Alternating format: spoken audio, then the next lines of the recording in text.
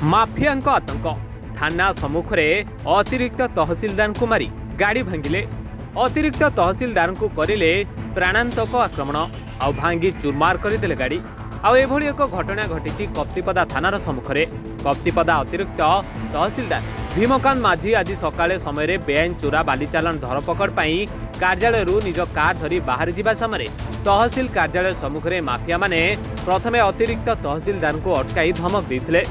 ଏହାପରେ ମାଫିଆମାନେ ତାଙ୍କୁ ଘେରି ଯିବାରୁ ସେଠାରୁ ଅତିରିକ୍ତ ତହସିଲଦାର ବାହାରି କପ୍ତିପଦା ଥାନାକୁ ଆସିଥିବା ବେଳେ କପ୍ତିପଦା ଥାନା ସମ୍ମୁଖରେ 10ରୁ ଅଧିକ ବାଲି ମାଫିଆ ଥାନା ସମ୍ମୁଖରେ ଅତିରିକ୍ତ ତହସିଲଦାରଙ୍କ ଗାଡ଼ିକୁ ଇଟା ଓ ପଥର ମାଡ଼ କରି ଭାଙ୍ଗି ଚୁରମାର କରିଦେଇଥିଲେ ତାଙ୍କ ଗାଡ଼ି। ଏହା ସହିତ ଅତିରିକ୍ତ ତହସିଲଦାର ଭୀମକାନ୍ତ ମାଝୀଙ୍କ କଲର ଧରି ଘୋଷାଡ଼ିବା ସହିତ ମାଡ଼ ମଧ୍ୟ ମାରିଥିଲେ।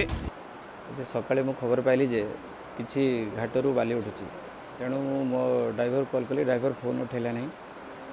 ତାପରେ ମୁଁ ନିଜେ ଅଫିସ ଆସିଲି କିଛି ଷ୍ଟାଫ୍ ସପୋର୍ଟ ନେବା ପାଇଁ। ସେମାନେ ମୋ ଅଫିସ ଆଗରେ ସେମାନେ ଘେରିଗଲେ ଆଉ ଆସଲ୍ଟ ମୋତେ କଲେ, ଭର୍ବାଲି ଆସଲ୍ଟ କଲେ। ତାପରେ ମୁଁ ଫର୍ ମାଇ ଓନ୍ ସେଫ୍ଟି ମୁଁ ମୁଭ୍ ଟୁ ପୋଲିସ୍ ଷ୍ଟେସନ୍। ଆଉ ପୋଲିସ୍ ଷ୍ଟେସନ୍ ଆଗରେ ଗାଡ଼ି ଠିଆ କଲି। ସେମାନେ ମୋତେ ଘେରିଗଲେ, ଇଟାରେ ପଥରରେ ମୋତେ ମାରିଲେ, ପ୍ଲସ୍ ମୋ ଗାଡ଼ିଟାକୁ ନଷ୍ଟ କରିଦେଲେ। 20-25 ଜଣ ଥିଲେ। ସେଇଟା ଇନକ୍ୱାରି ହେଲେ ଜାଣିବ କାହିଁକି ଏଟା କଲେ ଜଣାପଡ଼ିବ।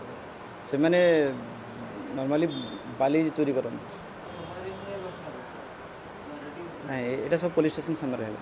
पुलिस स्टेशन सामने से आपको अटैक करते पुलिस ऑफिसर केही नथिले से गेट लॉक थिला और ସେମାନେ ଆସୁ ଆସୁ ଲେଟ୍ ହେଇଗଲା। ସେମାନେ केतेटा समय सर ଏଟା 5ଟା ହେବ, ଭୋର 5ଟା। ଇଞ୍ଜର୍ଡ ମୋତେ ଘୁଷାରିଲେ ଆଉ ପଦାଧରି ଘୁଷାରିଲେ ଆଉ। ଉଦଳାରୁ ଦୀପକ ମିଶ୍ରଙ୍କ ରିପୋର୍ଟ, ରିପୋର୍ଟର୍ସ ଟୁଡେ।